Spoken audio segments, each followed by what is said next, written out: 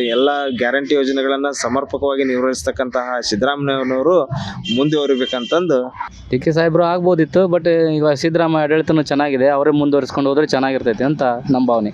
ಮಾನ್ಯ D K ಶಿವಕುಮಾರನ್ನ ಮುಂದಿನ ಬಾರಿ ಅವ್ರನ್ನ ಮುಖ್ಯಮಂತ್ರಿನ ಮಾಡಲಿ ಅಂತೇಳಿ ನಾವು ಇಚ್ಛೆ ಪಡ್ತೀವಿ. ಕರ್ನಾಟಕದ ಜನತೆ ಕಾಂಗ್ರೆಸ್ ಪಕ್ಷಕ್ಕೆ ಅಧಿಕಾರ ಕೊಟ್ಟಿದೆ. ಬಡವರ ಏಳಿಗೆಗಾಗಿ ಯಾರೇ ಮುಖ್ಯಮಂತ್ರಿ ಆಗಲಿ ಅದು 5 ವರ್ಷ ಸುರಕ್ಷಿತವಾಗಿ ಸರ್ಕಾರ ನಡೀಲಿ ಅಂತೇಳಿ ನನ್ನ ಆಶಾಭಾವನೆ.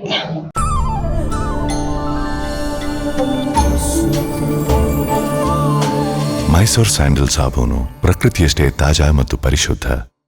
ಹೈಕಮಾಂಡ್ ಏನು ಹೇಳ್ತೈತಿ ಅದನ್ನು ಎಲ್ಲರೂ ಪಾಲಿಸ್ಬೇಕಂತ ನನ್ನ ಅಭಿಪ್ರಾಯ.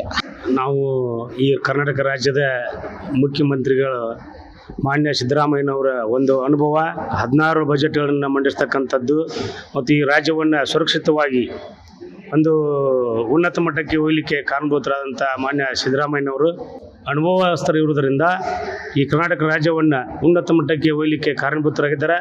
ಅವರು ಕೂಡ ಇನ್ನೂ ಇದೊಂದು 5 ವರ್ಷ ಅವಧಿಯನ್ನು ಕೂಡ ಅವರು ಮುಂದುವರಿಸಿ ಈ ರಾಜ್ಯವನ್ನು ಭಾರತ ದೇಶದಲ್ಲಿ ಉನ್ನತ ಮಟ್ಟಕ್ಕೆ ಹೋದು ಮತ್ತೆ ಮುಂದೆ ನಮ್ಮ ಕಾಂಗ್ರೆಸ್ ಪಕ್ಷ ಅಧಿಕಾರಕ್ಕೆ ಬಂದು ಮಾನ್ಯ ಡಿ ಕೆ ಶಿವಕುಮಾರನ್ನ ಮುಂದಿನ ಬಾರಿ ಅವ್ರನ್ನ ಮುಖ್ಯಮಂತ್ರಿನ ಮಾಡಲಿ ಅಂತೇಳಿ ನಾವು ಇಚ್ಛೆ ಪಡ್ತೀವಿ.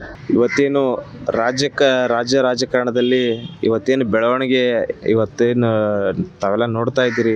ಸಿದ್ದರಾಮಯ್ಯ ಮತ್ತು ಡಿ ಕೆ ಹಾಗೂ ಮಲ್ಲಿಕಾರ್ಜುನ್ ಖರ್ಗೆ ಅವರು ಏನು ಮುಖ್ಯಮಂತ್ರಿ ರೇಸ್ನಲ್ಲಿ ಇದ್ದಾರೆ ಅನ್ನತಕ್ಕಂಥ ಜನಾಭಿಪ್ರಾಯದಲ್ಲಿ ಇವತ್ತು ಆಡಳಿತದ ಚುಕ್ಕಾಣಿ, ಆಮೇಲೆ ಆಡಳಿತ ಹಿಡಿತ, ಶಾಸಕರ ಬಲ ಹಾಗೂ ಸಾಮರ್ಥ್ಯದ ಮೇಲೆ ಇವತ್ತು ಕರ್ನಾಟಕ ರಾಜ್ಯದ ರಾಜಕಾರಣ ನಿಂತಿದೆ. ಈ ದಿಶೆಯಲ್ಲಿ ಇವತ್ತು ಪೂರ್ಣಾವಧಿ ಮುಖ್ಯಮಂತ್ರಿ ಒಂದು ಒಳ್ಳೆಯ ಆಡಳಿತವನ್ನು ಕೊಟ್ಟಿದ್ದಾರೆ. ಯೋಜನೆಯಿಂದ ಹಿಡಿದು ಇವತ್ತು ಡೆವಲಪ್ಮೆಂಟ್ ಸ್ವಲ್ಪ ಕೊರತೆಯಿಂದ ಹಿಡಿದು ಆಡಳಿತಾತ್ಮಕವಾಗಿ ಇವತ್ತು ಎಲ್ಲ ಗ್ಯಾರಂಟಿ ಯೋಜನೆಗಳನ್ನು ಸಮರ್ಪಕವಾಗಿ ನಿರ್ವಹಿಸ್ತಕ್ಕಂತಹ ಸಿದ್ದರಾಮಯ್ಯನವರು ಮುಂದುವರಿಬೇಕಂತಂದು ನಮ್ಮ ಅನಿಸಿಕೆ.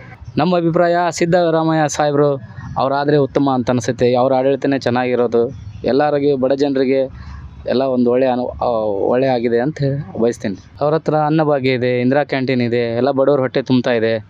ಇವತ್ತು ಅಕ್ಕಿ ಕೊಡಲಿಲ್ಲ ಅಂದರೆ ತುಂಬ ಸಮಸ್ಯೆ ಆಗ್ತಿತ್ತು.